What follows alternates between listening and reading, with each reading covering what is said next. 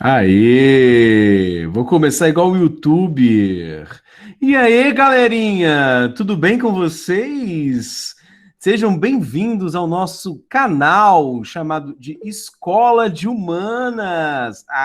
Comigo, professor de Emerson Saqueto, aqui nessa manhã maravilhosa e frienta. Porra nenhuma, tá todo mundo triste que tá frio, tá muito cedo.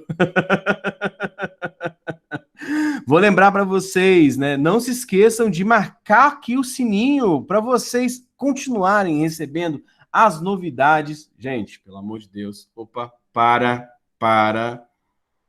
É o vírus do YouTuber. Não, não é isso, não é isso.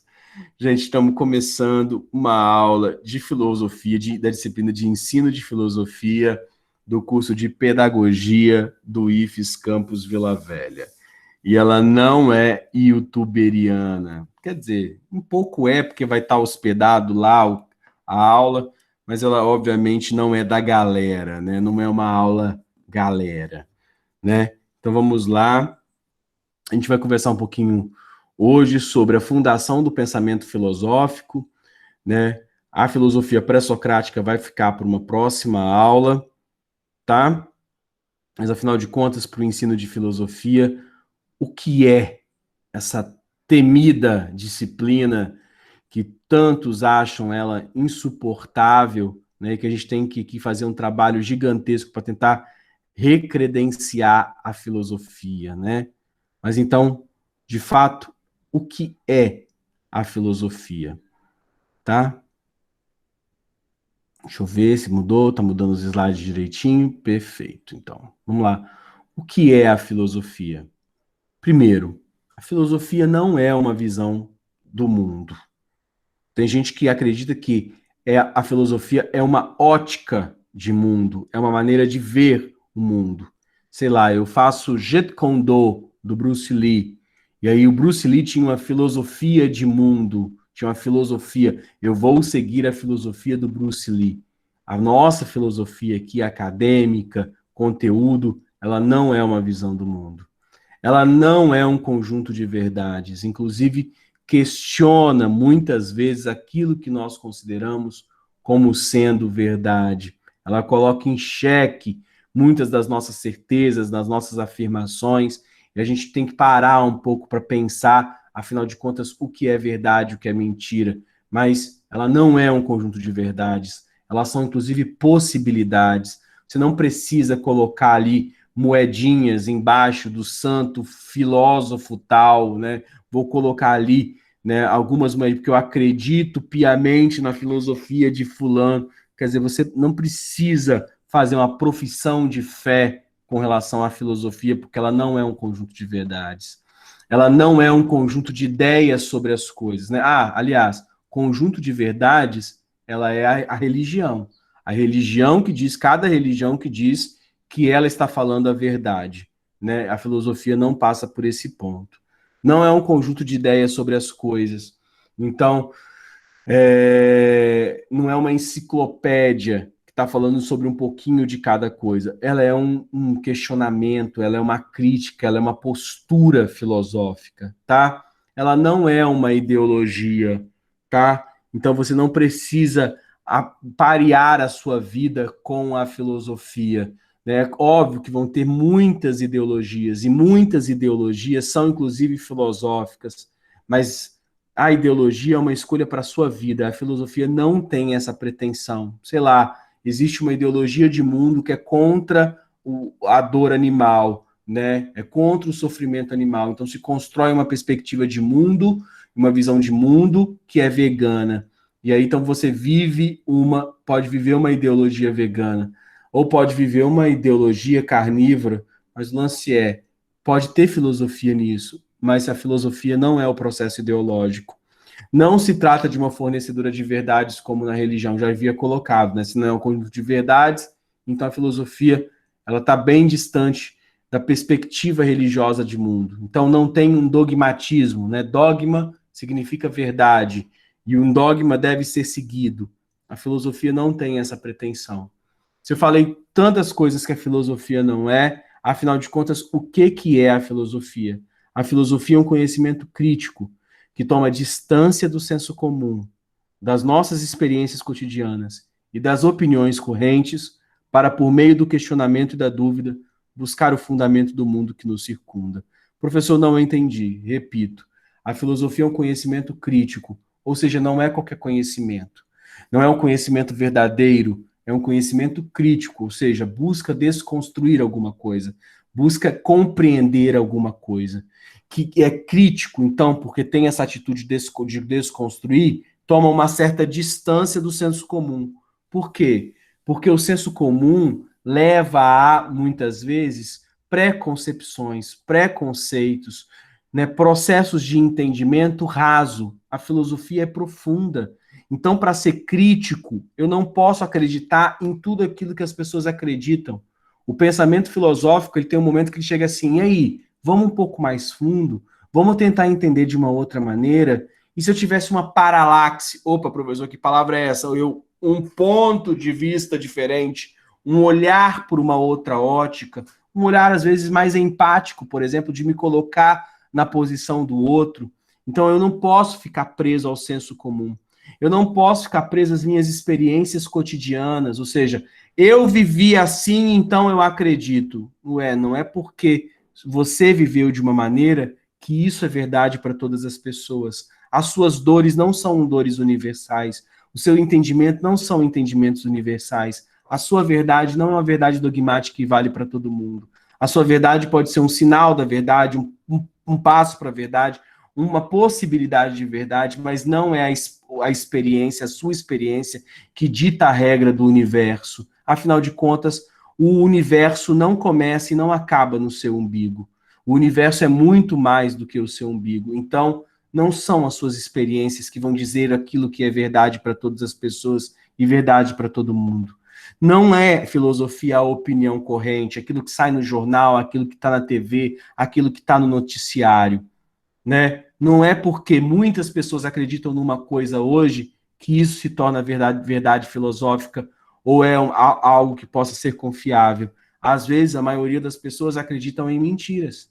Então, obviamente a gente teve muitas experiências como essa na história da humanidade. Então, por meio do questionamento e da dúvida, ou seja, a filosofia ela se questiona, ela duvida, ela tem uma atitude corajosa de investigar, de procurar saber, ela busca os fundamentos que vão dar sustentação para aquilo que está no mundo e aquilo que está em volta da gente. Então, de novo, né, a filosofia é um conhecimento crítico que toma distância do senso comum, das experiências cotidianas, das opiniões correntes, para, por meio da dúvida e do questionamento, buscar o entendimento de tudo que nos cerca, buscar o entendimento do mundo.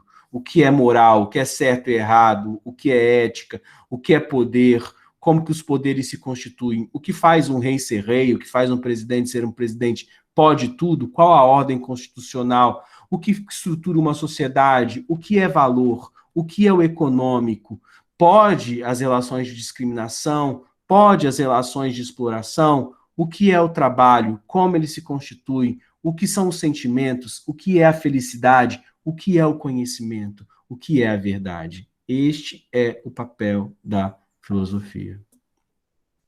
A filosofia é, então, a fonte das ideias que dão origem às novas ideias.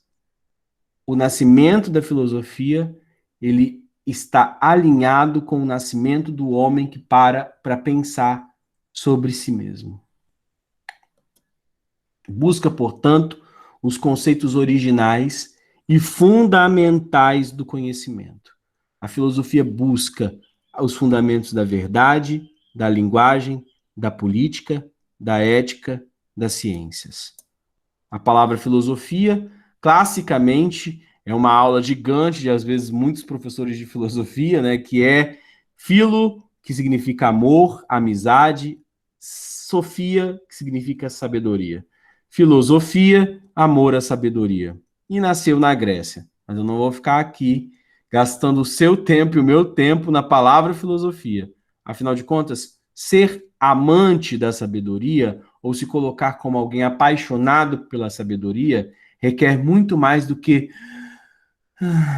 um suspiro. Requer a coragem de ter que lidar com os próprios fantasmas e, obviamente, com o conhecimento. A filosofia nasce como espanto, assombro, segundo o grande filósofo Aristóteles.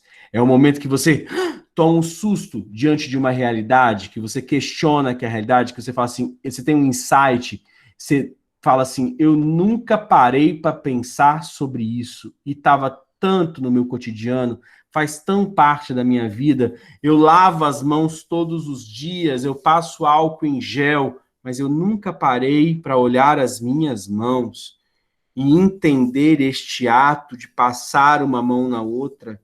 Eu já parei de sentir o toque, eu já não escuto mais o barulho da pele passando na outra. E aí, então, quando eu começo a dar conta da minha existência, de que a minha mão não é mais aquela mão jovial e molhadinha quando eu era mais jovem, que o tempo, eu vou desidratando, vão aparecendo novas rugas, a tenacidade da mão vai se perdendo e vai se tornando outra coisa, que eu vou envelhecendo, às vezes eu vou dando conta nesse gesto de espanto, da fugacidade da vida, da temporalidade, e de que eu vou morrer. Percebam que eu comecei falando de lavar as mãos. E ao olhar as minhas mãos, eu já começo a pensar que já não sou mais jovem como eu era antes. Que a minha mão está um pouco mais seca hoje do que o costume. E que eu tenho que aproveitar a minha vida o máximo possível. A filosofia nasce da admiração, como diria Descartes. Quando eu passo a ver novidade naquilo que eu vejo sempre, e começo então me admirar, é como quase o espanto, o assombro de Aristóteles, mas eu começo a me admirar das coisas que me cercam, do homem que diante de si mesmo e das coisas. Quando eu começo a olhar para tudo isso e tentar enxergar aquilo que as coisas são. Tanto que filosofia muitas vezes é encarada como um conteúdo de gente mais velha, que tem a oportunidade de parar para pensar sobre as coisas.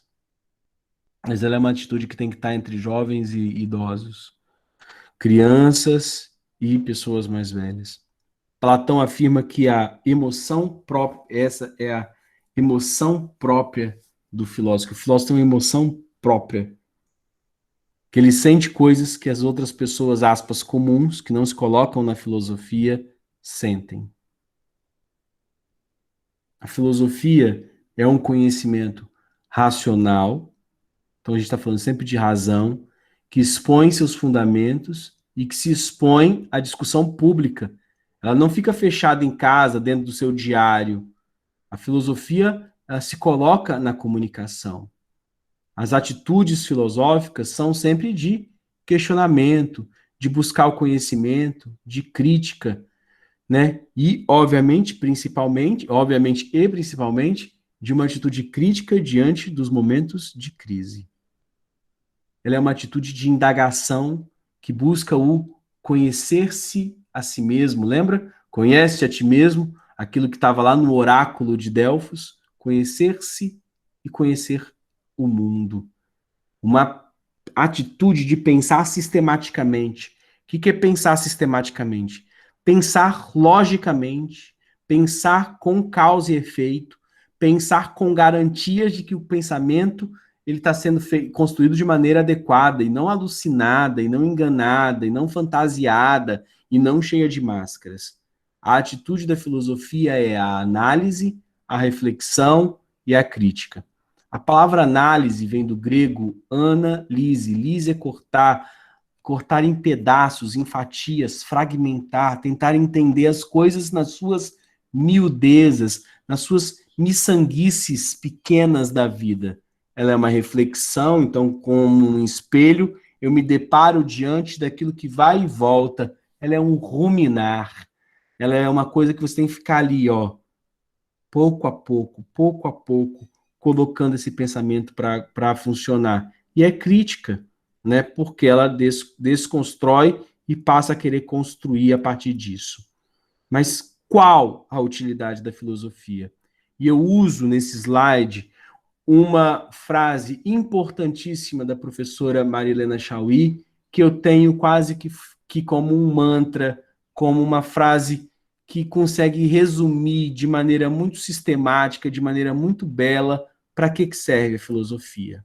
Então, escreve a professora Marilena Chauí: se abandonar a ingenuidade e os preconceitos do senso comum for útil, se não se deixar guiar pela submissão às ideias dominantes e aos poderes estabelecidos for útil, se buscar compreender a significação do mundo, da cultura, da história for útil, se conhecer o sentido das criações humanas nas artes, nas ciências e na política for útil, se dar a cada um de nós e à nossa sociedade os meios para serem conscientes de si e de suas ações numa prática que deseja a liberdade e a felicidade para todos for útil, então podemos dizer que a filosofia é o mais útil de todos os saberes de que os seres humanos são capazes. Vou repetir, porque cada uma dessas reflexões sobre a utilidade passa sobre os conteúdos, os conceitos do que é a filosofia. Se abandonar a ingenuidade e os preconceitos do senso comum for útil, o que significa isso, abandonar a ingenuidade? A gente passar a ter uma atitude de análise e reflexão em crítica, de não aceitar algo como verdade porque alguém me disse, mas entender como verdade porque eu acredito como verdade, porque eu tenho conceitos, eu tenho evidências, eu tenho materialidade, provas, porque eu quis acreditar naquilo, não apenas de maneira ingênua. E aí todos os pensamentos vão sendo construídos dessa maneira. Então, se abandonar a ingenuidade e os preconceitos do senso comum for útil, se não se deixar guiar pela submissão às ideias dominantes e aos poderes estabelecidos, ou seja, né, empoderar-me, se buscar compreender a significação do mundo, o que significa o mundo, o que significa cultura, o que significa a história, for útil, as criações humanas, a arte, por que a arte é assim, por que a ciência é assim, por que a política é assim, se isso for útil, gente, a gente consciente vai caminhar em torno da liberdade e da felicidade. Pensar bem é conseguir ser livre e feliz. Será que alguém nessa vida quer ser além de livre e feliz? Talvez você pode dizer, eu quero ser rico, quero ser poderoso, quero ser 3 pontos, alguma coisa. Fato é que rico ou pobre, poderoso ou medíocre, todo mundo quer ser, na verdade, feliz e livre. E feliz e livre, você não consegue ficando preso às amarras, aos dogmas, sem fazer análise, sem refletir, sem fazer crítica. A filosofia, ela surge quando o homem abandona o mito. Os primeiros filósofos, que receberam o nome então de pré-socráticos, né? Pré-socráticos antes de Sócrates, tá? Ou cosmólogos, ou físicos, ou naturalistas, tá? Esses nomes, né, que vão receber os primeiros filósofos. Por meio da natureza, se apoiaram nas efetividades da existência como o primeiro momento de ruptura para as respostas mitológicas, que desde o início da humanidade haviam se estabelecido como saber originário. Queriam entender por que estavam no mundo e qual era o destino das suas vidas. Ou seja, para que serve o viver? Essas foram as primeiras perguntas. Por que eu estou aqui? Eles queriam entender o cosmos. O que é o cosmos? A ordem do universo. Tanto que no material de vocês vão ver lá que essa semana pré-socrática chama-se cosmologia. Cosmologia, gente, é o contrário, cosmos é o contrário de caos. Caos é o quê? Desordem. Cosmos é o quê? Ordem. Tanto que a expressão do Gênesis 1, a criação do mundo feita por Deus, Deus fez a luz. O que é fazer a luz? E organizar o universo que já estava ali. Ele tira a desordem, o caos, e passa então a fazer o cosmos, a ordem. Tá? Então, o homem queria entender a ordem, a origem, o funcionamento do universo, do mundo, obviamente, para além da visão mitológica. Tarefa nada fácil é essa de traduzir o mundo visível em palavras observáveis. É a primeira ciência. Relacionando causa e efeito, acabaram criando uma racionalidade, ou seja, um logos, um pensamento, que tinha por nome filosofia.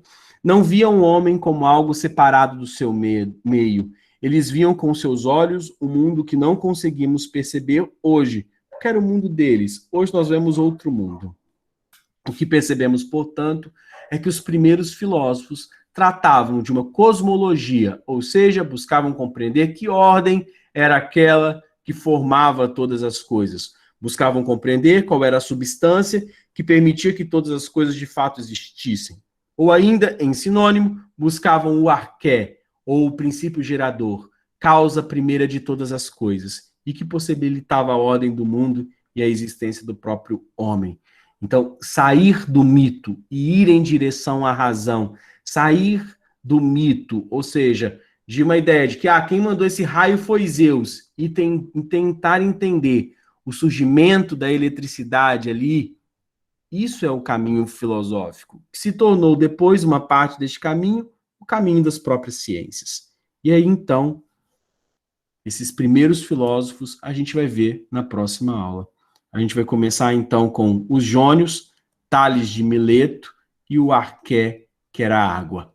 Tales disse arqueidros, né, em grego, ou seja, o princípio que organiza todas as coisas é a água. Mas isso é tema para a nossa próxima aula. Queria deixar aqui o meu muito obrigado pela paciência de vocês comigo hoje. Pedir mais uma vez desculpas por a gente não ter tido a nossa aula semana passada por conta das questões que eu já falei para vocês e esperar que vocês tenham uma boa experiência agora com relação à filosofia. Tranquilo? Gente, parece aqui, ó, vamos lá, dando tchau aqui na aula.